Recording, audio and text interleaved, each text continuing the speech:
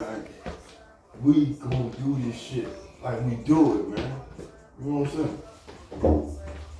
That's what's up, man. Everybody ain't gonna feel the movement, but that's your movement. Oh yeah, that's your movement. Yeah. That's my movement. Yeah. You know what I'm saying? Yeah. Hold me, nigga. Yeah. I'm just saying, nigga. That's what the problem is in black communities. They think because you being vulnerable, you a soft nigga. Nigga, you betting The that. people that don't know you. You fucked up. That be the people that don't know you. Yeah. You know what I'm saying? People that know you know. You know what I'm saying? Yeah. But it just, you know, that shit there, right? You know what I'm saying? Nigga Sam had content today, man. Yeah. You heard? Yeah, he talk that talk, man. And he got chapters. You know what I'm saying? You keep people engaged so when he tell his own story, they gonna go like, okay, he gonna continue when he doing his own thing. You know what I mean? You don't want to tap in. He got chapters, man. Yeah, man, FOE Entertainment, man. Shout out to my man Los, man. You know what I'm saying? That was Hollering at the Moon, Chris Hill. You know, I got my man E in the building. I got my man Sam in the building. What we doing, man? Getting to the money. Yeah. That's what we do, baby. You know what I mean? Come on, Sam. Hey, Sam, what we got, man? Like I said, Sam, you talk 1995. You talk a lot, Sam. You like a historian. Yeah, 1995. That's when we wound up going to the system. Me and James wound up eating a boatload of that charge during the most of that time. And to me, at that time, you know, I thought I was in the middle of the nightmare. Because like I said, I wasn't all bad. The nightmare was, at the time I had 3 scholarships available to me for playing football. Wow. You know, Coach Reedman was our coach, and he had connects and contacts at smaller schools all around the neighborhood. I mean, not the neighborhood, but like, I think he had contacts at Elizabeth State University, East Carolina State, VMI, Delaware State, and all of these schools, they came with reps to our, you know, all the graduating seniors that was at Ferguson playing football. And it was like, you know, if y'all want to go to college, man, if y'all get a 750 on the SATs, y'all can go. And, you know, I wound up getting 750, so I was college bound. And it was just a matter of me picking which school I want to go to because all of them was offering.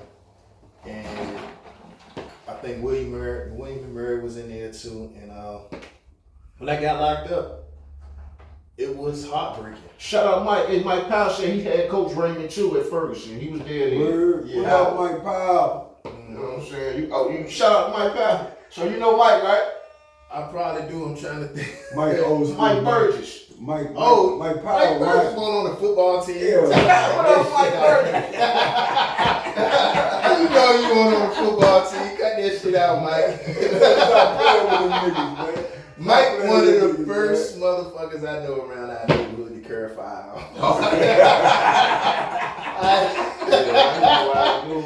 We 12, 11 years old. I'm looking at Mike like, good God Almighty, he grown. See, that's that representative. Mike Burgess. Man, Mike Burgess was ahead of that his representative. time. That's what I'm saying. But when you get back to the realness of it, the essence, nigga, who we are, nigga, we are that nigga. You know what I'm saying? Mike We are that Burgess. nigga. You know what I'm saying? Like, Mike Burgess, that's my guy. These niggas out here representatives. But yeah, you know, I was heartbroken. He said right Not Mike Powell though. This is Mike Burgess. I'm not talking. No, this is Mike Burgess. Not Mike Powell from our day. This That's Mike his Burgess. nickname. That's his rap name, Mike Powell. I know who Mike Burgess is. Mike Burgess. This is what he just said though. I'm He not, just said I'm something not right there. perpetrating you niggas as a I'm fraud. talking to you. But I'm just saying, nigga, it's niggas out here representing. He said he was on the team, man. Mike said he was on the team, man. Mike Burgess has me in so much trouble. He don't know no motherfucker. He said he got knocked out with the hammer in school. That sound about right. He said he was on the wrestling team. No. Strong ass nigga. Mike was on the wrestling team. I ain't taking nothing from Mike That's my Burgess. nigga. Mike Burgess was bigger than all that. Hell He was yeah. faster than all that. So I know if he wanted to play football, he would have. I just ain't see him on the football team. No, he said he was on the wrestling team. Or I was on the wrestling. I don't know I'm on the wrestling. No. Hey, Mike. no, Mike Friday. I'm Mike ain't from Mike ain't no lying nigga. He said him, Todd Moore, and Ricky was on the wrestling team. Oh, you know Four what? Horsemen. He might. This all might have happened before I got there because I came from New Jersey. Like we was in. Me and my brother was in between New Jersey and Newport because my mom and my pops were separated. So when I came back, it was in '93, and it was. We on Patron right now, right? So everything we might not say, nigga, you might not like, but fuck. Let's go. Yeah, so I ain't saying, he wasn't on the team when I was on the team because when I first got back, it was in between football and basketball. So I jumped on the wrestling team because I was wrestling up in New Jersey. Mike, I ain't saying he couldn't because he probably could ball me up in the presser back then. So when I got on the team, he wasn't there, but I didn't get on the team till my 10th grade year. Yeah. Midway through the school year in October when I came from New Jersey. That's what you just said. Shit, Mike said that's when I got jammed in '93, November the 4th, on his birthday. And got put out all the schools. That sound about right. Because I ain't get on the wrestling team that year. I came back in '93. So that's probably, what he's saying probably is accurate. Yeah, he accurate. Yeah, he right. Yeah. Respect, Mike. So, Yep. that's all I can think about.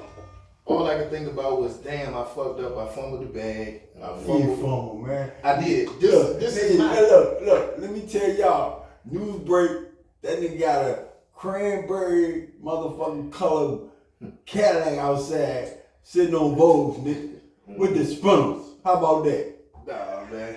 I'm just talking about high school. At the time. But no, listen, they think you ain't doing your shit, nigga. You on your shit. Tell them niggas. Tell them niggas. Tell them niggas. We gonna get into that. We on our shit, nigga. But when I was 17 years old, Talk to her. Fuck that shit. Talk to her. You Just stop being honest, man. That's what he said, man. Home to a motherfucker. You good at that nigga. You work, nigga, you did it. Fuck. Hey, Mike said good to see you, man. It's been a long time. You know what I'm that's saying? my guy, man. Nigga, fuck that shit, nigga. Talk that shit, man. Nigga, I'm gonna leave barbershop, nigga. How about that, nigga? At the You time, thought I was done, nigga. I ain't done. when I was I 17 just years begun, old, nigga. I felt like I let my mama down. You know what I'm saying? Like, I felt like all the time. yeah, man. We gotta get I on didn't that live real up shit, to cause these niggas don't know that. They don't understand the math, man. And we on some real good shit. Yeah, I mean, it all work to the good. It all work we to on the real good. good shit. But at the time, when I was 17 years old, I felt like I fucked up. Because it was in December, going into January, and I think we was at the midterms, and they coming in there into the juvenile detention center, bringing me midterms, and all I could think about is, damn, man, I fucked up. Yeah. I fucked up at 17 years old. I didn't know what Nigga, else. you hear something. But I didn't know what else. It's like something that young at man all. seeing this shit, man, that you can help him, bro. Yeah. You know what I'm saying? Because they know if he can do it, That You know ain't what I'm the saying? end of the story. God But that's where I did was it at. already for him, man. That's where I was at in that moment. I was Yeah. frustrated. God did it. I was mad. And nobody did it for you, boy. And God did it for you. at that time, all I could see was those 9 years. When my uncle said to me, it dropped right in my lap. And I was struggling with, what the fuck did I just do? Because I had a different opportunity. This wasn't my only avenue that I had to choose from. Like I said, I had scholarships available to me. And I was on my way to play football. I actually played with Aaron Brooks. Okay, shout out to Aaron Brooks. He was there in my 11th grade year. He was our quarterback. And I played with Mike Vick. Okay, shout out to Mike Vick. So, Coach Reedman, he was doing a good job with the youth. He was sending us to school, giving us an opportunity outside. He come from Newport News as well. I think he went to Shout out Coach Freeman. either Huntington or Booker T. I can't remember which one of them. So out of the 9, how many years you ended up doing out of the 9 years? 8 years and 10 months. You did it all. Because like I said, I was frustrated. He was wild in there too. I was frustrated. Wild. Yeah, you did. Yeah. You Because like I said, right there. Yeah, you wild. can't lie. Like I For said, real, man. Somebody being healed right now. I was going crazy with that. I was going crazy because My brother. all I could see is skipping where I should have been and where I'm at now. So I couldn't Somebody being healed process right it. now. I couldn't process it. Oh, So good, bad, and different. everybody You in Walker still a Village know child. how to fight. Oh, you don't understand. That's you know all what I'm we did in Walker Village was fight. So I came into jail, I came in the detention center, I came in the prison system, already knowing how to fight very well because saying? Yeah, wrong. that's what we do. If we ain't playing football or basketball, we fighting on We each other. jumping on yeah, it. man. So that feet move like that, this is gonna go. When I got in there, I was so frustrated, so mad. Everything I fought a lot. I fought a lot. I stayed They in the saying you room. seem like you was a real woman, man. Man, I used to tear people's ass. Hey, look, I put the nigga up in any Yeah, shout out Mike. Yeah, man. Mike, yeah, we go back, man. Mike, you already know, man, what it is, man. You know, me and the thing in Parker right beating together. Yeah. I feel on the grind together, nigga. Cut him You know loose. what I time want it that is. nigga Yeah, ass. So Getting him up. You know what I'm saying? appreciate it, man. Nigga know who I am. they And certified. I rumble good. Well, who? I rumble, man. I'm a Yeah, rumble. he come, yeah. I'm a rumble, man. I mean, that's I'm what I standing said. on 10, good, bad, and different. Yeah. You know what I'm saying? Yeah. Most people from You gotta Newport stand News, up. you usually got a decent rumble. Man, I already picked rules, man. Yeah, I already picked rules, man. yeah. All them niggas. Especially in the downtown area. Yeah. Any one of Bad them knacks. spots, They bad now, nigga. people got You know what I'm fight saying? game down there. Try that shit. It'll be rumbling, Yeah, yeah. Like you, shit. you take different, nigga. That's Yeah. what we do. We take I wanted different. the detention center long. They processed It's all me and good, certified man. me and put me in the Newport News City jail. Oh, man. And, Besides that, you ain't talk about the product. That's what I'm trying to The get to. content of this is about the rap game. That's what I'm trying to get to. I'm trying to bring you down. Yeah, bring it That's down, what I'm yeah, getting right, to. yeah. When I- boy, let's do When I got to the new, like I said, they certified me, Mm-hmm. and I got to the Newport News jail, Mhm. and it was this guy named Troy Catchmore. Shout out, Troy. Shout out, Yeah. Catch. I didn't know many people, you know, I knew of them, but I didn't know many people personally Mhm. outside of Troy Catchmore. Mhm. And he used to hang with my uncle when I was younger. I remember seeing him around, you know, at my mama's house, or when I hang with my uncle sometimes, tag along. Mhm. Shout out, Chagalong. I see Troy, and he used to say, "What's up? Give me a couple dollars here and there." Just, you know, being an older figure in my life. And when I seen him, I immediately attached myself to him Yeah, because I knew he would have my best interest in heart. And you know, I think I was at the Newport News City Jail for like maybe 11 months, but I was a terror there. If I wasn't fighting on somebody, I was doing something to get in trouble, staying in and out of holes. So he had me there for about 10, 11 months and shipped me straight up out of there to Southampton Receiving. I get to Southampton That was Receiving. gladiator school. Yeah. Remember that? I was the gladiator. Yeah, I heard about You that. was gladiator. I was. Nigga, you whoop your ass though. Yeah, that's right? right. Yeah, I heard about the gladiator school. You don't think you'd be whooped? I was whooped. No. I was whooped in there. I don't think you'd be gladiator. But if that was gladiator school, When nigga, you you say say gladiator, that, Southampton shit. come on, When man. you say Nigga that's, whoop your ass and you was done. I mean, all the air out your body, nigga. I'm gonna give you the layout. I'm gonna give you the layout. Alright. When I got to the receiving center, you know, it was my first time meeting some of these other people from different parts of Right. Virginia, Tidewater area, Yeah. Portsmouth, Norfolk, Everywhere. and Richmond as was well. killers. And a lot of times, Back in my you know, time. they used to say real recognize real back in Yeah. the day. And, you know, it didn't take long for me to make allies and make friends with a lot of these people. Mm-hmm. And, you know, some of them was wild, some of them in there fake, and some of them real. And, you know, I just found myself getting into trouble. Because, like I said, I was still frustrated. So you had too many words. You know, I'd be like, you know, my favorite saying, see me when the doors pop. So as soon as the doors open up, we get into it, we fight, and I'm going to the Go, hole. nigga. It's on So, George swing, already swing, know. nigga. I beat a nigga out there in the Hey. King Mountain, right? Nigga out there with punch that nigga, man. Yeah. I broke my hand. I ran You to, see this jump right here? You see the Yeah. scar? yeah, I see this guy. Mm-hmm. Right there. I broke my hand right there. Hey. Uppercut this nigga. Oh, Hit the yeah, goddamn stool. Hey. I like the dough, right? Go ahead, man. Go ahead, For man. real, Yeah, like, do I'm the that dope. nigga. Do I'm the him. open up. I'm Yeah, him. when those- I'm when him. those- All them niggas know out there. When Nigga, it I'm goes him. you Yeah, you got some bullshit. You got some Yeah. bullshit. Got some money. I'm telling you, Try to you gotta take get my like money this out, sometimes, man. bro, Keep man. Mountain, nigga. Yeah. Paul tell all them niggas out there. Yeah, you know what They y'all know did. what it was. Yeah, I heard. Trust me. Yeah. Yeah, you gonna rumble. They say you gonna rumble now, goddamn. On go. No, that shit. When I do like this, It's gonna rumble. niggas on go, nigga. So, You know what I'm saying? Mm-hmm. one Oh, of my the situations. nigga. Oh, yo, nigga. I'm gonna see you in the crowd, nigga. It's like the light gonna be on, nigga. It was some dudes That's from me. Alexandria. Jumping out the motherfucking air, nigga.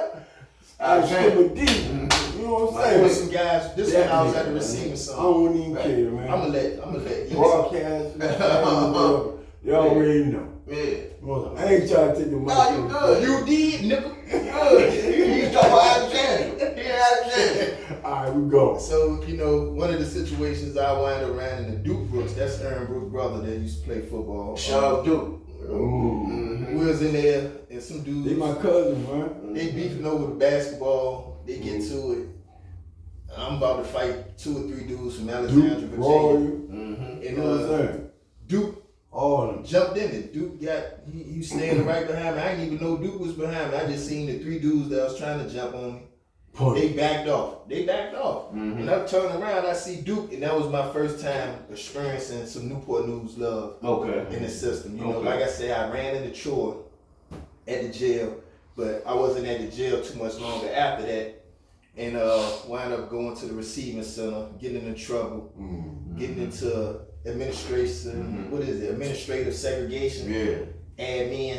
So, You look, know. like why you was in that part of the penitentiary? Yeah. Like, a nigga like me was in the penitentiary and we Oh, was on the that's front street. I got to jump to the last jump for the day, Go, man. My man Black Promise. You penitentiary. This joke called promotional video, man. Black Promise. Y'all know who Black is down the way. Go, baby. We gonna get back to my man Sham. You know what I mean? Tap in.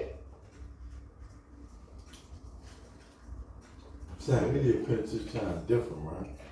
We probably did. I stayed in too much shit. I was used to getting when I come out the hole, I ain't even gonna unpack my shit.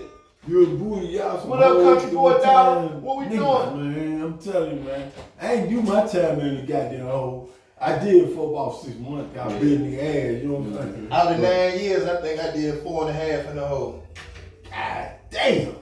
Nigga, I can't do 30 days in the hole. Yeah, go ahead, man. Man. Boy, you were bitten. I told you. Oh, that's Milk. Mm-hmm. That's Wallow brother and Black. He supposed came today. Wallow He and got Buck brother. Yeah. Sharice's sister. Yeah. He from the Ville. Shit, right? Mm-hmm. That was some bullshit. Yeah. This guy work fast, so I play this joint for him. Yeah, he put, you know what I'm saying, on power strap. I'm gonna get into how I get with Troy and start getting into rapping. Yeah, cause we got. Hey, Sam, let's get some goddamn. Country shit, what it do, E? Tell him, Country boy shit, what up? You see him in the house, man. I'm just bullshit, you know what I'm saying, on some real shit. We ain't playing out this motherfucker. You know what I'm saying? We ain't playing out this motherfucker. You know what I'm saying?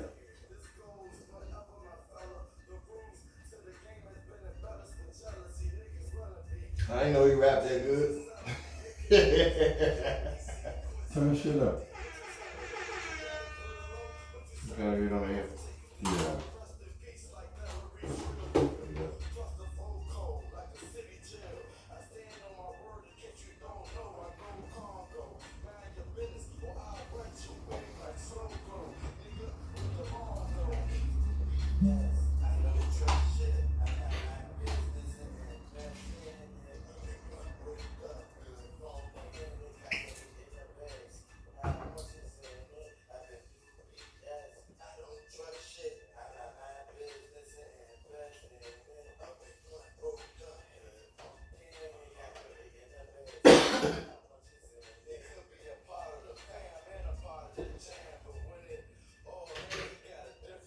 You know, man, I'm on some different ways, man. Mm-hmm. Like, I'm on some different ways like this, man. It's like when you hit your mark, nigga. It was some different shit, man. We got about 20 more minutes. But look, I'm following you saying get into this and that. And now you saying get into that and this. So I'm trying to tell you how I link up with Troy Catchmore. Yeah. Cause that's how I start really getting into rap. So can we get the last chapter? Yeah, we get that last chapter. We wrap up about 7 here. Oh, man, we can go to 11. Yeah, it don't matter. You know. Man, we in our motherfucking house, nigga, motherfucking bad. Who is nigga what? Nigga, this our shit. Yeah, right. Right. It's our shit. Right. Nigga wanna come in. But it gonna cost some money though. You know what I'm saying? What else next thing? Let's go, baby. You said you send me some music, man. Word up.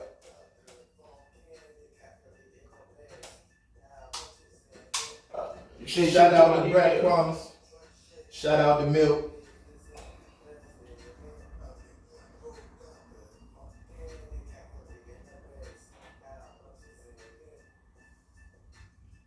Yeah. Let me know when we back on. Yeah. Big Skin just sent me some new music, man. You know what I mean? We're gonna jump into that in a little bit, man. But I got my man Sam, y'all see E right here, man. What we doing? Yeah. You know what I'm saying? I'm messing through this little thing right here. Let me get back to where I was at. That was You got Black Promise. Talk to me. You got your charger on you, man? Yeah, I got my charger on me. Yo, you got a low battery, man. We good. It ain't gonna go out. This ain't got nothing to do with my podcast. Okay. We good. Let's go. Yeah. I want you to be able to read them comments, though. Definitely. Say no more. Yeah. We gotta read the comments because the last time my man said, yeah, y'all gotta interact with the viewers, man. And my man got, you know what I'm saying? My man Splitter, he was like, yo. Oh, great, Boom. baby. There we go. Boom. Don't allow. What we doing, man? We talking to him. Get to the Money Podcast. I got my man Sam right here. I got my man E right here. You know what I'm saying? I already know, nigga. You know what we doing? You know? We talking to him. So back to what you were saying, as far as you said you first when you was in the system. Yeah, I was Newport News jail.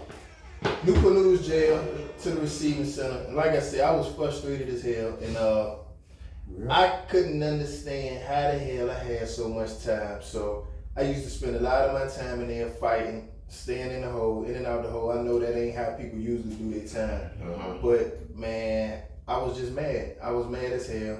And from the receiving center, wound up getting into something. I think I headbutted a sergeant in there. He was in there. You fucked on somebody?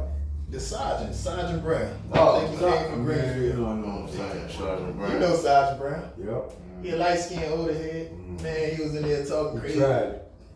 He was Nobody talking tried crazy. it because he see the king in you. I don't know what he was thinking about. I headbutted the shit out. He said, you just headbutted the sergeant. King in you, boy. You headbutted the sergeant. Oh man. God damn, soldier. He was talking crazy. Yo, young ass, you gonna know what the system about. I said, man, shut the bop. Headbutt the shit out of there. He said, you going straight to the hole. Yeah, right. And from there, I went to the hole. They had me in a special hole in the back of the receiving center. There was 2 cells back there. One of them was mine. So, from there, I was on segregation. They wound up sending me over to the regular Southampton, what you call it, Gladiator School. Yeah. And it was an Officer Turner. We was just getting there. He sitting there like, man, you could do your time the easy way. Talk about it. Or you could do your time the hard way. He said, how you gonna do your time, young man? I said, man, get the fuck out of my face with that dumb ass shit, man. I said, man, I got 9 years of due, no relief, man. I ain't trying to hear none of that dumb ass shit you said. Oh, he said, oh, you gonna do yours the hard way. Canary. You got the cranberry candy in the yard. You got early motherfucker for God. They make it hard. That part they missed. I ain't care. And we good. I figured I was going through a hard time because We mentally, good, man. I was going through hardships in my I mind. seen, man. I Because seen all I with could my see own was eyeballs, son. I seen you with my missing. own eyeball. A lot of shit a nigga ain't seen. You know what I'm saying? Shit. I ain't knocking who I am as a person. It's just those steps. So I wound up staying in the hole. Word. White shit. Until I got over to the receiving center. Yeah. Until I got to the regular Southampton. And when I get to Southampton, if you call it Gladiator School, whatever, I didn't see it as, I just seen it as, people from different neighborhoods, different cities. Yeah. But look, And, we all in the same neighborhood. You know what the Mexicans told me? What's that? You better hear it. I'm listening. They said, you know why we don't have what we need as black people? But we are so competitive. I believe that. Yeah. I believe that. I really do. And you know, I made a lot of That's the relationships. solution. I made a lot of relationships Uncompetitive. with people outside of You know what I'm saying? Right. Be uncompetitive. And we reverse back on you. Because the law of attraction gives you what you put in it. Yep. Yep. Yep. You know what I'm saying? Put 100%, put 80%, put 40%. That's what you're gonna get. Yeah. It ain't about sewing. It ain't about none of that shit. Yeah. Cause them motherfuckers get money. You see how they live? That's Yeah. Yeah. Yeah. Is it? Yeah. That's So a fact, man. So you know what I'm saying? My money, my money. But you gonna give me some money, and I give you 10% of that money. But it ain't blessed me for the harvest and the sowing and the grading and the seeding I put in the ground. You know what I'm saying? I ain't got none of that. So what we talk about right now? You just I shifted, how man. My Yeah, bad. yeah, you is. You shifted like you I shifted like a got motherfucker. years in this motherfucker. What we talking about right We now? talking about some big shit, nigga. Okay. We talking about legacy. We talking about Okay. like family and everything in the circle, nigga. Good. So we got Yeah, to yeah. get used to the music, though, as far as the music. Okay. Sure. But like I was saying, when I got to the Southampton, I was getting in a lot of trouble. I met this guy named Monte from Hampton. He was from off Shell Road. He got locked up for killing the police. Okay. Monte, Egro, Akimac, I think he got locked up in Timothy Royal. He wound up getting the death penalty out of Hampton. They I killed the remember, officer. I remember the killing. Yeah, the Royal Boy. Me and my little brother Keith Davis, we was riding up Kickatown Road. My mama bought a brand new camera, and that was my brother's car. We rode by the jump. Yeah, Porty was whistling down Kickatown, right? But we had just rode by the shoot, and man, I couldn't believe it, man. Yeah. But that's what Monte was in there for. All my family, them Royals, man. And I'm part you of a Royal? Yeah, I ain't know that. I ain't know you was related to Sam Egro, right? all of them, man. I didn't know that. See, I didn't know Sure. Tim. I met Sam, and Sam took a liking to me when I was at Right. Southampton because we had the same name. I was younger than him, so he tried to take me under his wing. You know, that's why I said I didn't see it as gladiator school because it was a lot of people that had protection around me. They was looking out for me because I was a younger fella. So don't put no hands on us, man. that's Come why on, I man. say I didn't really feel the gladiator school with it. I ain't feel nothing. I didn't have that Bro, type of I pressure. wasn't wrong. Man, you know, nigga take advantage of us. Yeah. You know what I'm saying? And Come on, man. We do him. Monte Yarborough, that was his name. Okay. I've seen him a couple times. He home now. Okay. And that was one of the guys that I was kind of trying to rap with. Monte was a little bit better than me at the time. I used to do a lot of freestyling. So we'd have ciphers. Everybody wanted to see us rap when we was young. And that's why I was, getting a taste for it, getting my desire up to rap with Monte Yarborough, call him Blackhurst. That's his rap name. I don't know if he still go by that. But but I said I was upset in there, man. I got into too many fights and I was in the hole and they kept putting me on 90-day review. I didn't know they was opening up Sussex 1 and get ready to ship people there, but that's what they plans was. That same shit, bro. And I just 6 months in the hole. I was in the hole for 2 a whole 90-day year. review. I was in the hole, man. Cooperate. You know what I'm saying? I stopped trying to get out I of the won't hole. conform into that shit. Yeah, man. So, you know what I'm saying? Yeah. I told them, we bucket. Yeah. Take all our shit. Let's go. They were like 80 niggas in Dorn 2, nigga on any creek, nigga. You know how many niggas came out What up, there? Skrilla? 8 niggas. Yeah, You know so what I'm saying? What up, Skrilla Sprag? I mean, I hope I ain't butchered your name again, man. You know, sometimes I don't be doing it on purpose, man. Skrilla, talk to me. the next time after I seen some daylight from being in the hole at Southampton was when they was opening up Yeah.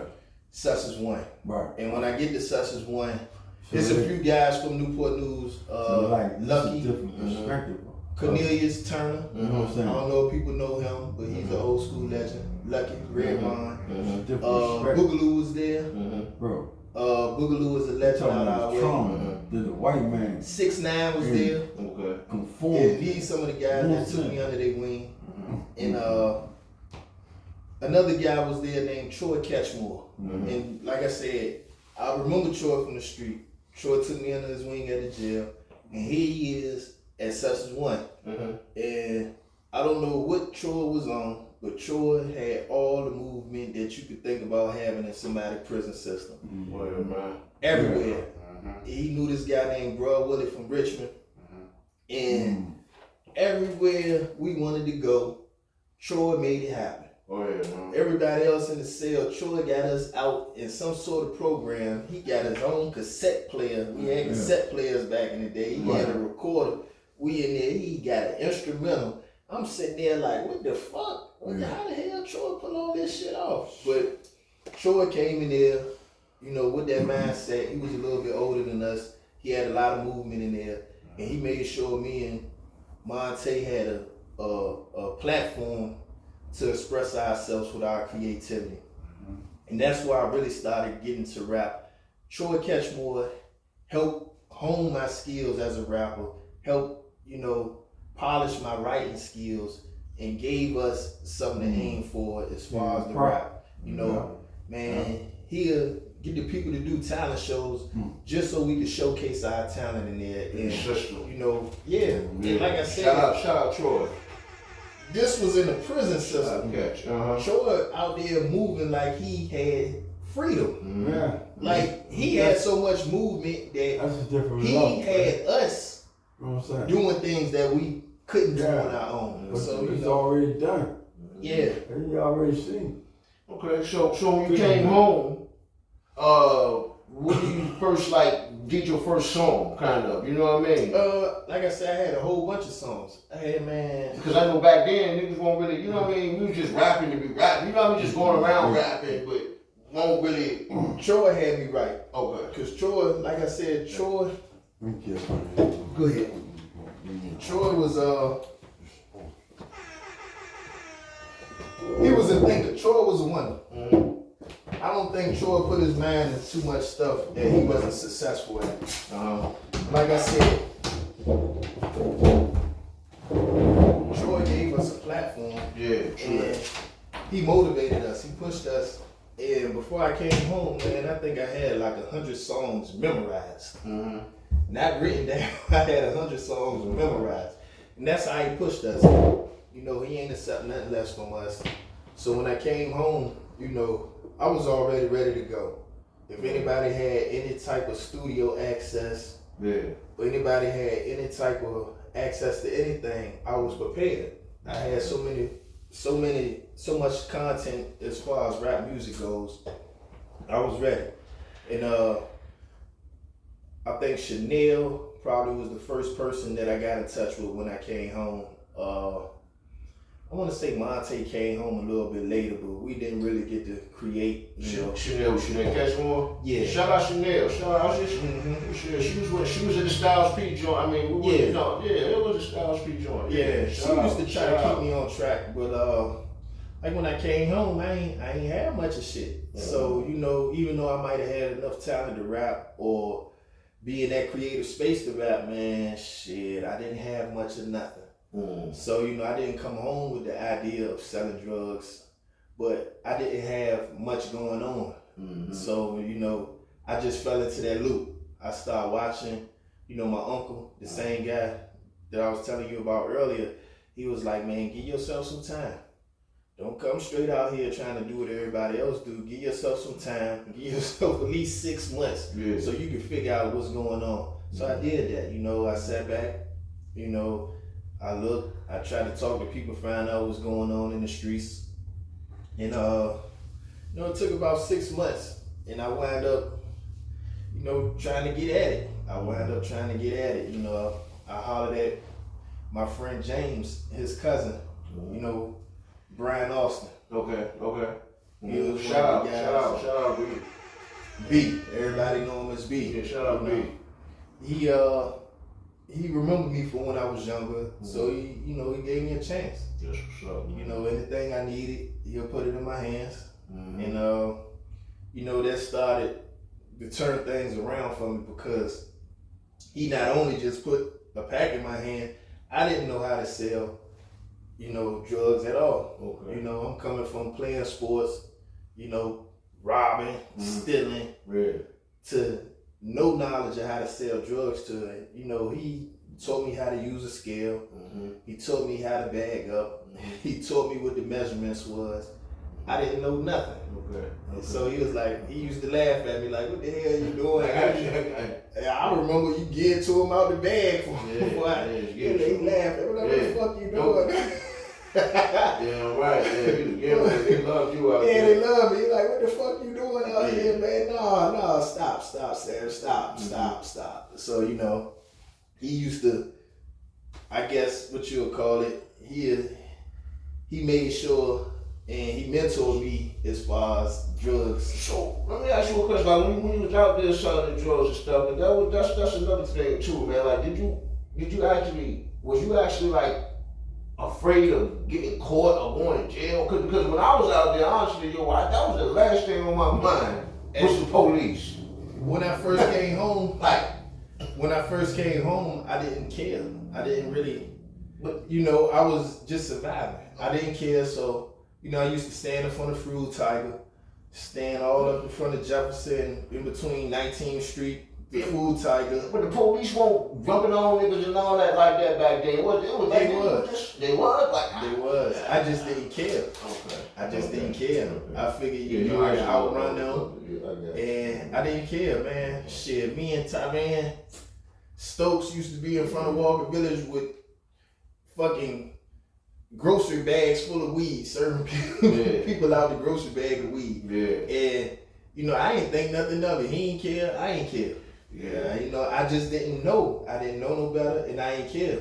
Yeah, I ain't never sold weed. You know what I mean? That was my thing. You know what I mean? I never in my life sold weed. I mean, I'm rest in peace to a friend of mine named King Yala. He was like, man. Yeah, shout out to Yali. When I first came home, he used to talk to me a lot, and he'd be like, man, selling weed is a different element from selling cocaine and selling crack and other harder drugs. I mean, yeah. So you started hustling later on. I got you. You said you was doing the criminality thing first, and then you got introduced to the drug game. Yeah. Later on in life, I got you. Yeah, when I came home, I was 24 years old. I got you. From 17 years to I think I was about to be 25 when I came home. Yes, I spent 8 years and 10 months in jail. Right. So when I came home, it was a crash course of hustling. But hear what I'm saying. Like in my era, you was like saying it now, like you sold weed, you won't know, you like I said square, but like there was something when I came up. Like you said, when you came home. And like you said, that was a different era. That was 2003. Yeah, that's a whole different era. I'm talking about back in the 90s, the early 90s. Like, they just sold weed, they won't look different. Like, you know what I'm saying? That's what was crazy about our society, though. You see what I'm saying? But that's the lesser drug, you get the lesser time. But niggas won't respect you because you're trying to be smart. It's like Mayweather. He undefeated, right? Because he never lost, but he don't fight when you watch his matches. You get what I'm saying? He was a defensive player. I don't know, because I knew some dudes who used to sell a lot of weed make a lot of money. But nobody, I'm just saying it's not even, yeah, me too, but this is what I'm saying. I know a lot of dudes that sold weed to get money, but the majority of the people that we knew that was getting the money was, you won't look upon the same way as when you sold weed and you sold blow back in my era. Maybe. Is what I'm saying. I don't know. I couldn't answer that question. It was crazy. But that's what I'm saying. It was crazy that our mentality was like that, though. I ain't saying it was good or bad. I'm just saying it was the way we was thinking. Yeah, when you was going through that, I was in somebody's prison system. So when I came home in 2003, I waited a while, but once I got into it, things were on the cusp of changing. Yeah. Cell phones was yeah. So people started changing how they was hustling and how they was making money. And, I had this cell phone, so I used to be like, man, I know I can't stand in this spot like this forever. Even though I ain't care, I said it got to be a more efficient way. You know, I had an endless connect with Brian. You know, I never lacked for anything as far as that go. And you know, they was more on they didn't want to get involved with cocaine because they said it brings too much with it. You know, we ain't trying to be out here shooting with people. Just get just as much money. It just depends on how fast you pushing it. If you trying to sit on it and make all the money, you ain't gonna see no dollars. So, you know, I just used to be trying to connect with people, let them know I had it, let them know you ain't got to keep coming in front of Food Tiger, you ain't got to keep coming to 19th Street, you can call this number, and if I can't get to you, you can get to me. And after a while, you know, I went from having nothing to, man, I started having a lot of money. And you know, to me, it might have not been a lot of money to everybody, but coming from jail, you know, I got locked up, I'm 16, 17 years old, shit, 2,500, 5,000 started looking like a lot to me. I got you. You know, every time I turn around, I used to go to the cash check place over there, right beside Progressives, and I used to try to turn them ones and them tens into hundreds. And you know, she used to always, I think who was it? It was one of them night nurse sisters. I think it was Trina. She used to always be like, "Oh, you trying to get money out here?" And I'd be like, "Yeah, whatever." So you know, it go from that to, you know, now I'm starting to see things from a different point of view because I ain't struggling no more. I'm having money, and that same cousin that I said helped me pen that rhyme, he sat there and talked to me. He was like, "Man, you need to do something different with this." He was like, "Man, don't be scared to get a job because the same money you making, you know, hustling, shit, there's some money in working too." So what I used to do is hustle the pack when I get a chance, get a job, and you know, I use all that money in coordination with each other. You know, if I'm getting a pack, I'm putting check money on it, I'm putting work money on it, and I wasn't no heavy spender. You know, I wasn't trying to impress nobody because you know I look pretty good, so nobody won't, you know, I won't starve for attention as far as the females go. Got you. I always, you know, any female that I set my eyes on, I wind up with them. So, you know, I wasn't trying to impress nobody with the best car because I'm coming home from jail. I ain't had shit. Everything I had to my name, I could fit it in a foot toe. And, you know, shit, I didn't really want for much. So I saved a lot of money and, you know, wound up going back and forth, doing the street thing. And, you know, messing with Brian, he got me good at selling drugs, you know, selling weed specifically. And, you know, I ventured outside of that. You know, I messed with the coke for a little bit, crack for a little bit. But my main forte was selling weed. And that's because I got the ins and outs from B.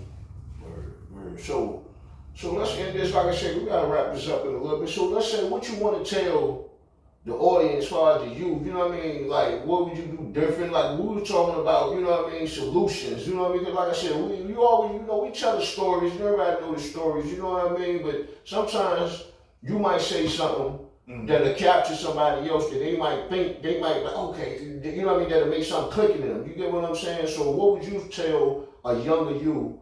Man, sometimes, man, I be at loss for words when it comes to talking to the youth. I said a younger you. A younger me, that's why I said I be at a loss sometimes when it comes to talking to them because I remember how I was coming up.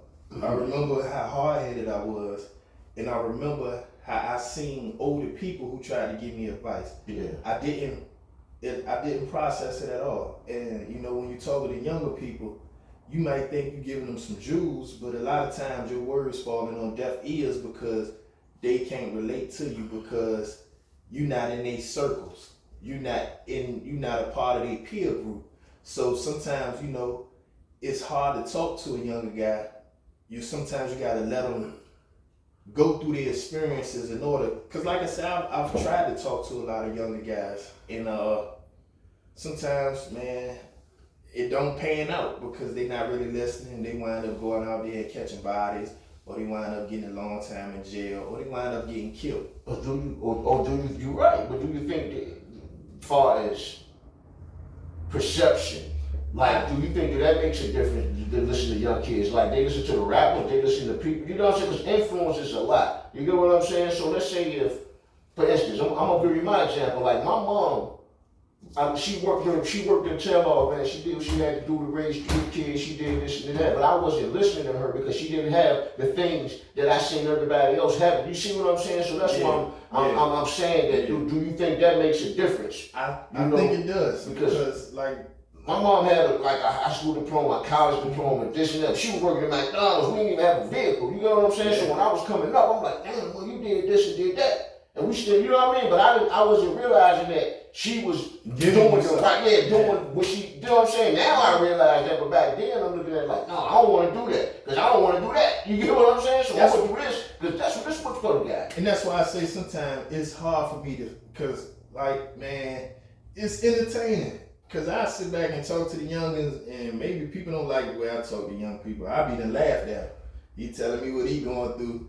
It's funny to me, because I don't want to sit there and say, man, shit, I've been there. It's just funny. I'll be like, damn, boy, you crashing. But you think they would listen to you like you said, you got the caddy out there cranking. So you think they'll listen to you when they see you pull up in your, that's what I'm saying. But if you pull up in a pencil or you pull up in like a thing, you think the message would be different? I don't know. Because like I said, you never know what motivate these young people, because it's hard to put yourself in their shoes because it's different.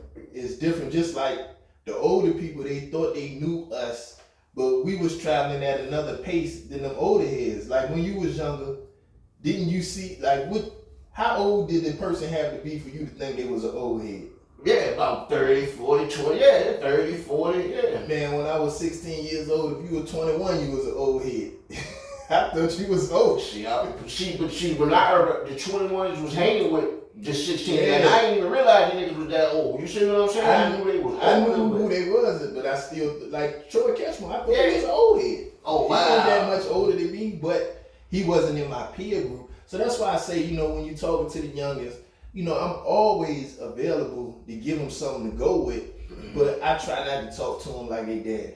I give it to them how I feel moved to. If they say something stupid to me, I be like, you sound stupid as a motherfucker. Yeah, that's what you gotta do. You gotta do that to them. If you gotta say that, just like that, man. This shit sounds stupid, man. You sound like a clown. Yeah. You know what I'm saying? You gotta break. That's what I do to my son. You break it down to him like that. Like I just had a situation where my niece, her son just had a he in a situation. Hello. Hey. I'm live right now, Mom. I'll call you right back. I'm just talking about. I'll hit you right back. Wow, that's so. Yeah, my niece, her son, he 15 years old, and he got some little girl pregnant. So I'm giving it to him. I'm like, man, shit, your life finna change. Your life finna change. I was like, look at you right now. You look silly right now.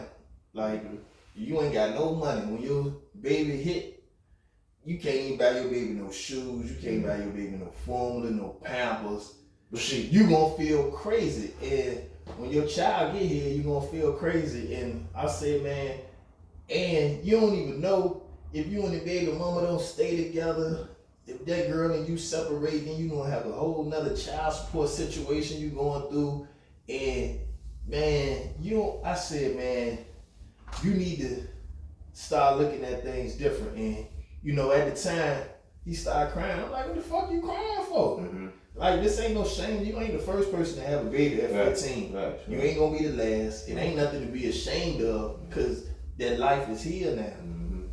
I said, man, you need to start figuring it out, what you gonna do. And, my wife, she was like, why you laughing at her? Why you talking to her like that? I said, that's all I got. That's why I said, I don't really know. I ain't trained to talk to kids. I ain't trained to talk to you.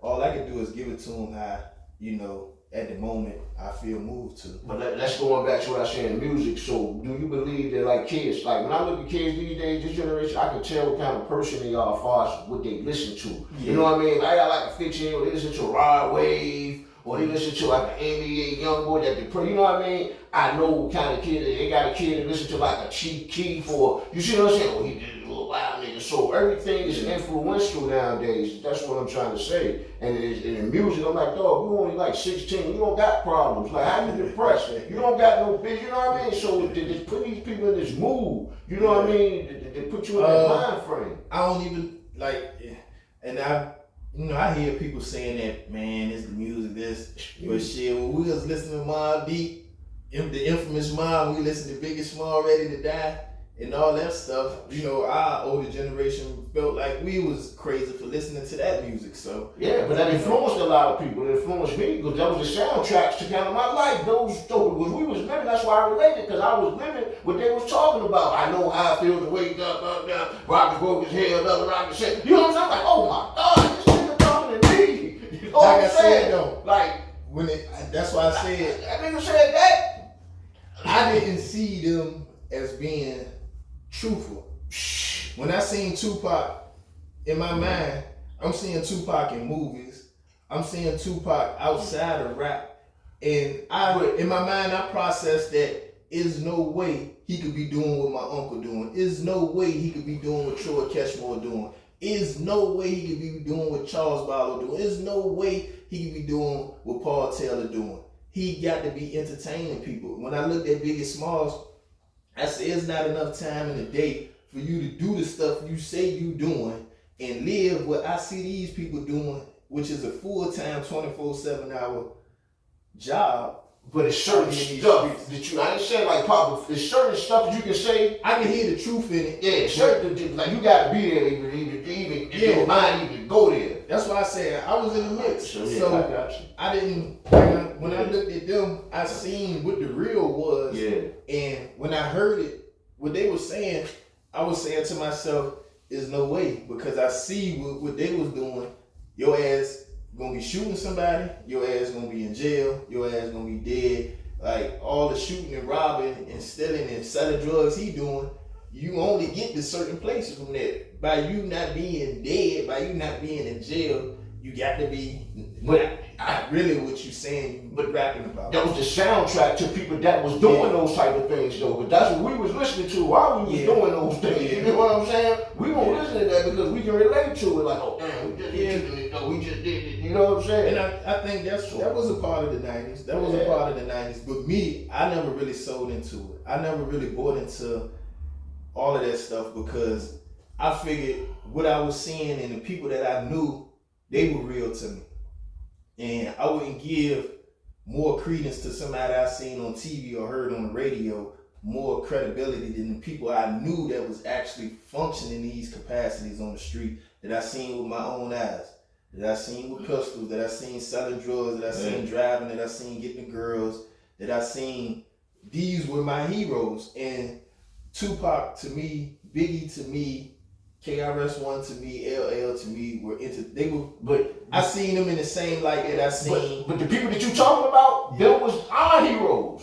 Yeah. But that's crazy that you said that because niggas they look up to the KRS-Ones and the mob, you know what I mean? Because niggas was really doing what they was saying. You know what I'm saying? Like, man, my crew, we used to roll deep. You know what I mean? We used to jump, you know what I'm saying? We used to do a lot of crazy stuff. Yeah. And we was listening to that music. It was the soundtrack to the streets. I just used to listen to it because it sounded good. I didn't really take too much to it. And I get it. I ain't saying that it was real. That was just me. Yeah. Like when I seen Mobb Deep, I said, I looked at it, I said, ain't no way. Not saying that they couldn't, but there's no way. I knew that in the streets, out their way, they wasn't the pinnacle of the streets.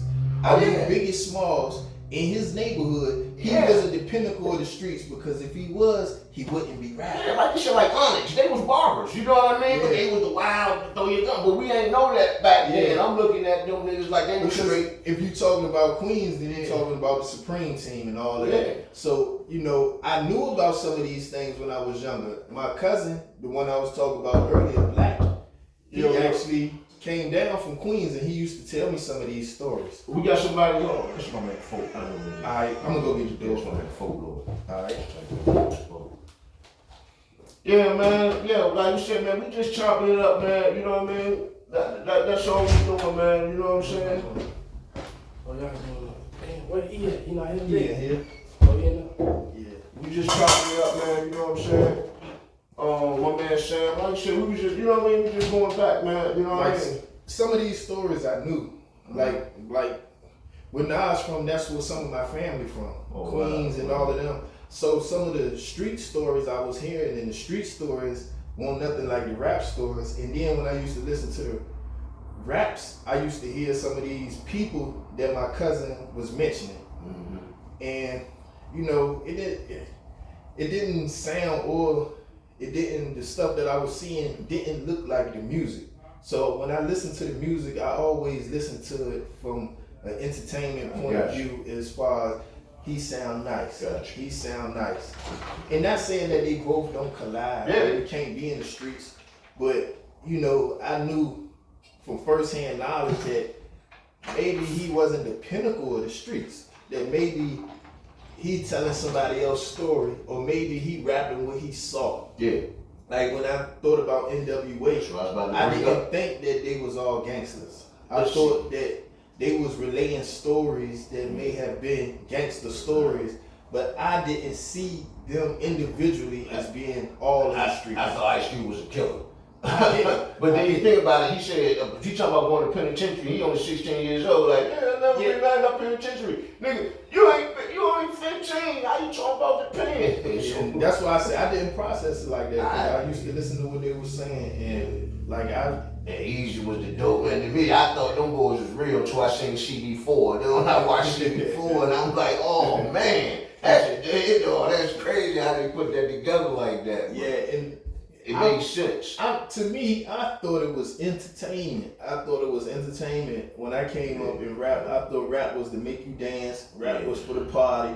Rap was music. Yeah. I ain't look at it as nothing different. And you know, it came a time when rap started blending with the streets. And maybe it was always blended and funded by the streets, but it started mimicking more of each other. You're right. And you know, people started trying to, I guess in the mid-90s, people started really clutching to it and kind of combining both of them and saying you got to live what you rap about. When I used to rap, I used to relate it to more like poetry. Trying to be creative, trying to... You couldn't talk about no cars that you ain't have. You couldn't talk about wearing no watches that you ain't have. I didn't know that. No. I didn't know that. I was more creative with it. And like I said, I never thought it was in my best interest, or the people that I was around best interest, to be telling our story when we was actively doing these things. So it wasn't no second thought to me to be creative. I knew I didn't want to be telling the world what I was doing at the time that I was doing it, because I thought that would put me in the crosshairs to go back to jail. I didn't want to be telling my friend's story, because I felt like maybe that was close to telling on them, or it wasn't my business to be telling their story. Because what if they get in trouble? What if they even robbed somebody or shot somebody? It ain't my place to be telling the world that my friend shot somebody. So, you know, even though I had the stories or the experiences, I didn't feel like it was my place to be putting it in a song. So before we wrap this up though, getting a little late, man. I'm getting a little hungry, man. You know what I'm saying? Yeah. With the turkey wings going on, man, in that crock pot, man. Yeah. You know what I'm saying? But so what other last words you basically want to say, man, before we kind of wrap this up, man, for the day, man? Like I said, you always welcome back, man. You know what I mean? Anytime, man. You know what I'm saying? You can be a special ghost guest. You know what I mean? Just come in anytime in the area. You can stop through, you know. But I know you got a lot more to tell, man. So you trying to close this up? You got a time limit? No, we got no time limit, but I got something, you know what I mean? We good. We got something, you keep going, baby. You good. You know what I'm saying? These one of the topics I'm dealing with right now. Let's go. This outside of all of that stuff. Let's go. Finding out who we are as a people. A lot of people think we come from Africa. Mm-hmm. I don't prescribe to that. I think we indigenous to this land. I'm with you. Let's go. Indigenous to this land. I can remember going to school and trying to figure out where all the natives went. I thought they all got killed according to what I was taught in school. I thought they all disappeared and died. And I think a lot of us, we feel like we from Africa, but I think we indigenous to this land. Not saying that we don't come from Africa. Not saying that the bedrock of human life is not Africa. But I think that a lot of when that ship came here and landed on Plymouth Rock. What up, Divine? How Malcolm X said, they didn't land on Plymouth Rock landed on us. He was giving you insight to the truth right there. It was people already here, and it's documented that the natives of this land were of darker skin. And you know, a lot of people, they don't recognize or they don't even think about the concept, and is, you know, a lot of the proof of that, a lot of the evidence in that is in the older generations. You know, how many times you heard that you had Indian in your blood? How many times, how many friends that you heard say that? And this is all up and down the East Coast, mostly starting in South Carolinas, North Carolinas, and the Virginias.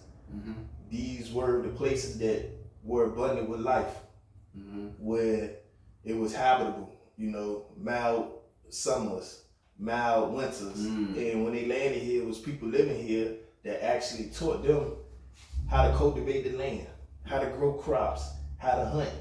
You know, coming from Europe, these people didn't know this, and they landed here were the people that had a civilization, that had a language. And a lot of people think we came on slave ships from Africa. And I don't believe that, I don't subscribe to that.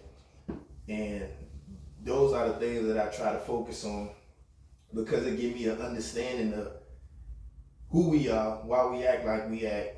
You know, it allows me to humanize us and have compassion for my people, wondering why, you know, we fight so much. Shit, we was fighting back then. Like, you think about the Buffalo Soldiers, you know, we look at them as heroes, but who did they kill? They killed the natives to this land, which perhaps could have been their own. And they are celebrated. They were given land. They were given money. They were given position and title here for killing their own people. And they had to be doing such a good job that they was being notated and celebrated by white people. They being cataloged in our history books by white people. So just imagine the atrocities they was committing against the natives of this land, which perhaps were their own people. Hit the horn for that.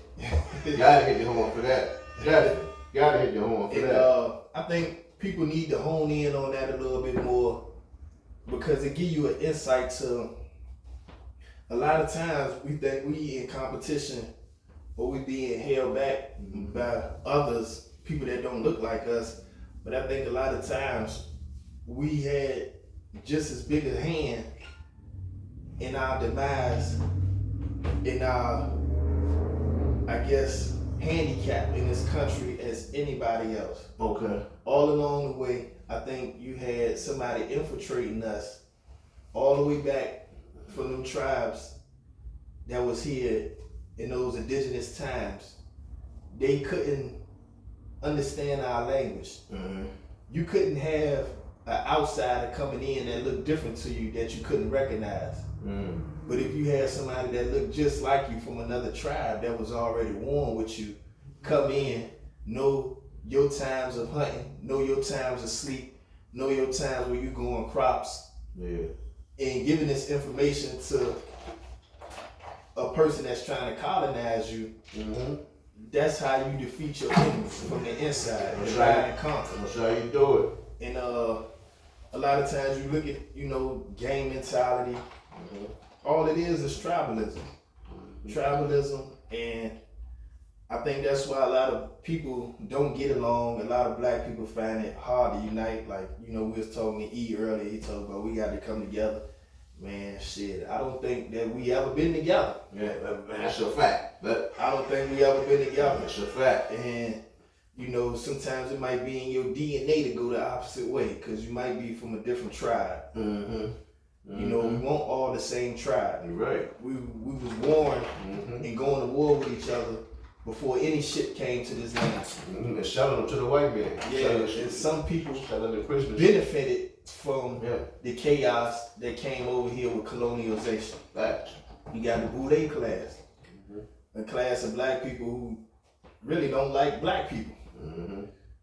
You know, they say it's about self-preservation and all that stuff, but you know, I just think it comes along with it, man. A lot of times you look at people that look the same as you, that don't make them no family member of yours, because y'all look similar to each other. Y'all got the same skin color or whatever. And a lot of people will try to unite and connect. Hey, we need to come together. You know, it's Jim Crow. I think it's before Jim Crow. Before it was Jim Crow, we was at each other's throat. And they peeped that. We was at each other's and neck. they took advantage of it. Yeah, you're right. And I don't even think they took advantage of it unknowingly. If you on that side and you already trying to take this land and you trying to get rid of this group of people, anybody that's coming willing to hand you a helping hand. Yeah, that's what I'm saying. And they You took in there. advantage. They took advantage. Because, Like, you know, y'all, you want to do this? yeah, it's always been a class of black people who've been thriving. Thriving.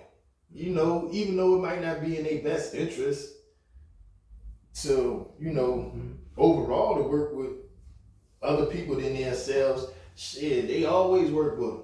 They always get the bad end of the stick out there too. Facts. But shit, you know, you always had your Buffalo Soldier group. You always had your Frederick Douglass, your Clarence Thomas. You always had them type of people that's going to be on that other side.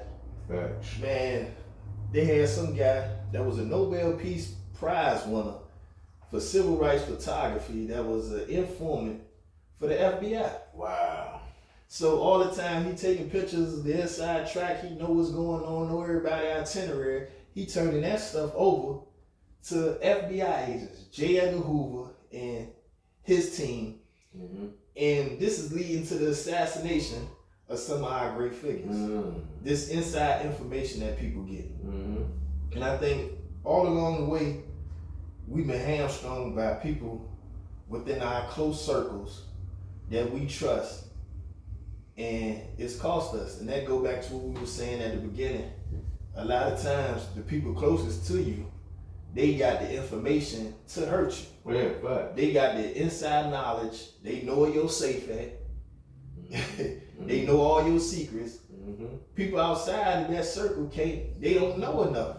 But it be people that know you, that's in your inside circles, that can do the most damage to you. That's a fact, man. That's a fact. But yeah, that's the stuff I be liking to talk about, man. Yeah, that's what I mean. That's my man Sam. You know what I mean? Like I said, yeah, you know, you went there, then you went there, and I like that, man. You know, give the people something to, you know, to think about, man. We grow gonna on. keep it in the streets. Yeah, give them something to grow on, man. But yeah, you know, if I had something to pass on to people, man, talk to your elders, talk to your mama, talk to your grandmama. If your great grandmama and granddad is still alive, talk to them and get as much as you can while you can. Because if they pass away, who else gonna be there to tell you something? Nobody. Nobody, man. So reach out to your elders.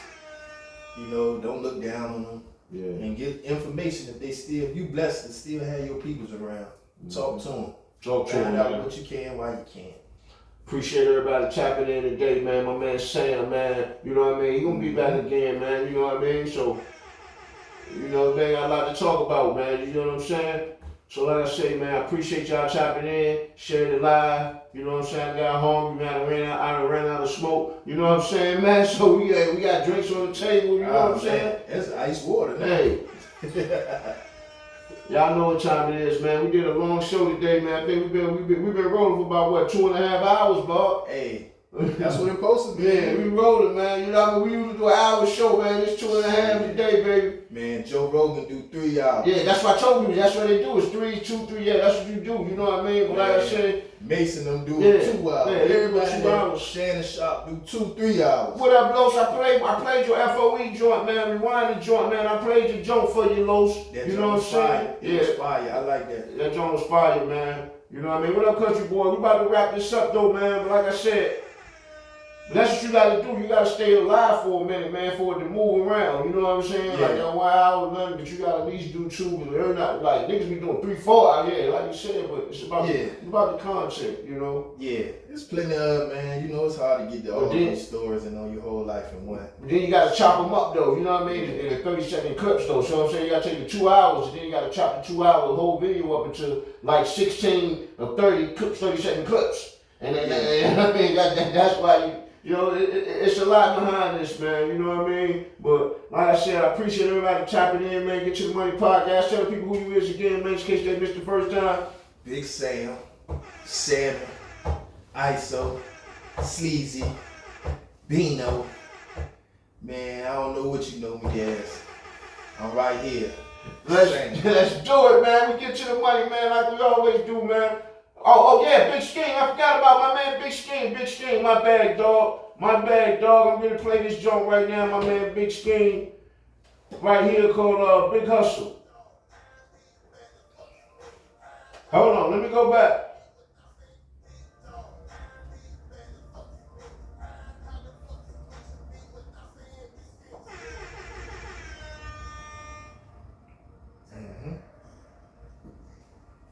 Country Boy Dollar. Big Scheme.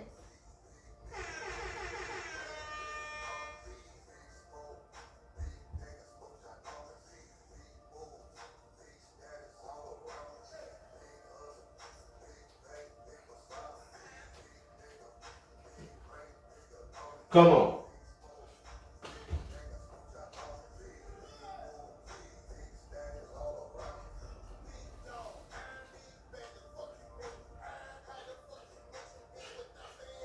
Come on.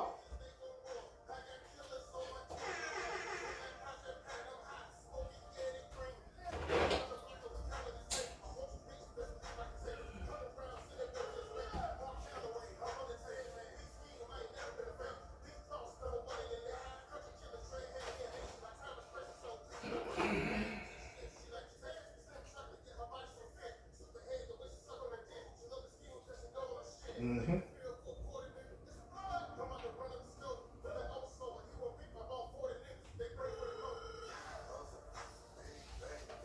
Come on.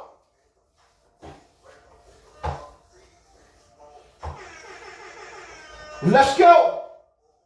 Big Scheme, Country Boy Dollar. Get him.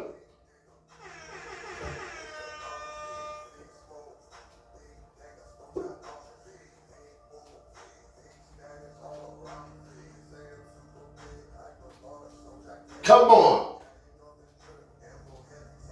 Mm-hmm.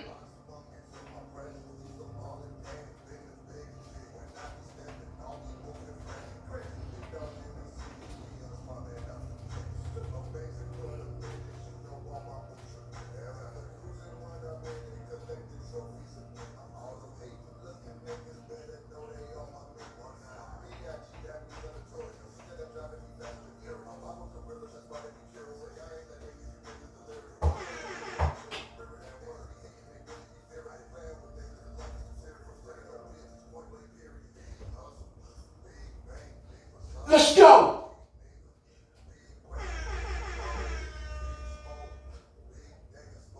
Uh-huh.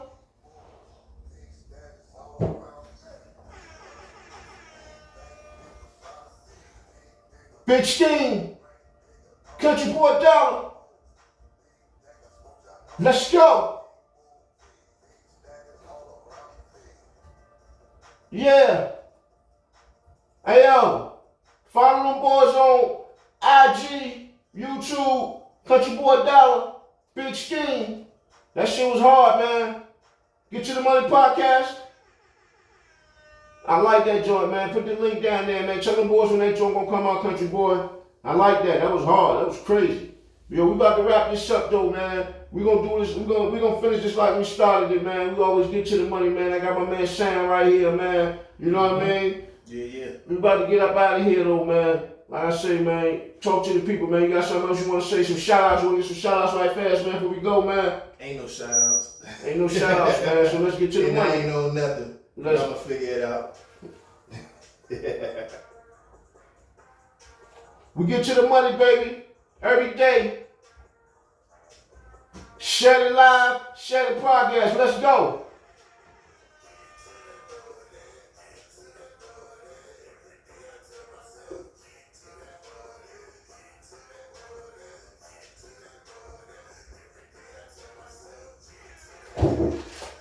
That's it.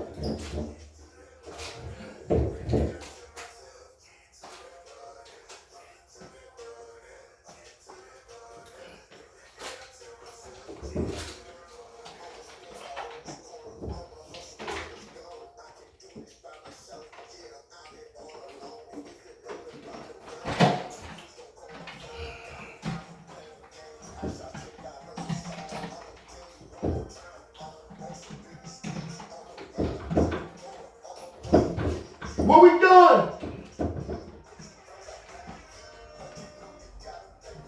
Right back.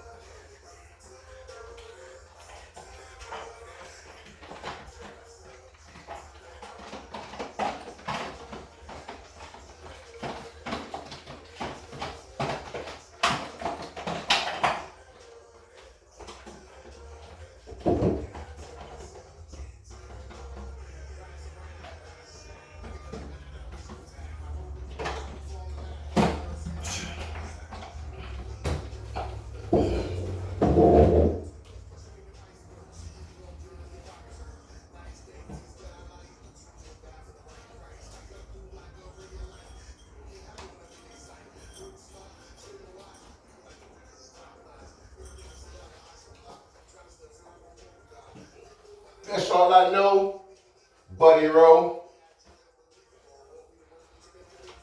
Child know.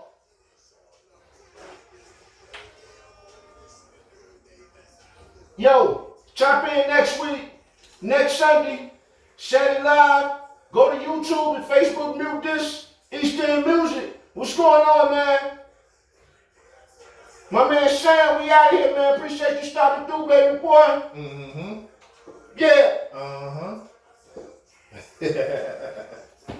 I enjoyed myself. Yeah, man, we enjoyed you, man. You know what I'm saying? We get to the money, man. You That's know, all I know. appreciate you hanging out with us, man. Shout out my man E, man. My man E don't know where he at right now, man. He's probably on that couch somewhere. You know what I mean? That's what it is, man. He went out with a bang. Look at that big, look at that Patron. He went out with a bang. We out, man. Yeah. Yeah, man. Appreciate that very much, man. Shit. Yeah, man. That's the What shit. you got going on there? Shit, man. You doing that? You slide through. Yeah. God, oh, man. Just my plans, man. I got my own little setup going on, and I don't know shit about this. I wanted to come through and see it, and trying to see how you put it together. If I could be an asset to you, I ain't in it for the money. I ain't in it for nothing. I just think this is a way to express ourselves and be creative out here. This is a new wave. This is how we gonna get our truth out there. Yeah, true, So, man. I ain't looking for no money out of this shit. I ain't looking for shit out of it. I just wanna learn and I Yeah, wanna get your own shit. Yeah, Yeah. get your own little prayer. Yeah. Well, I got ideas, man. Cause my joint basically be like Rap City the Basement. That's basically how my vibe is. I play videos, you know what I mean? Niggas come up here and niggas show me their videos. That's the basement, we chop it up. Yeah. You know what I mean? Like today was special because we did like a 2 segment. I intertwined the both. You get what I'm saying? Just to express the content. It's all about keeping the audience engaged. Cause people Shit, what you wanna kick it on next week? Well, what you got going on next week is the word. It varies, you get what I'm saying? Because next week I might got a girl, Breezy J, might come here, a little stripper joint. She might come and shake her ass a little bit up there for a couple of You know what I mean? So like I said, we can split, you know what I'm saying? See, whatever. Cause like I said, man, shit. You see what the fuck going on out here with this content shit, man. Yeah. And You know, shit, I see you got it going on already. If I can add on to it, we can talk about basketball, we can talk about the hood, we can talk about real life, or we can talk about our roots out this bitch. Yeah. And So man, or I could just, like I said, you come through, man, you got some try to do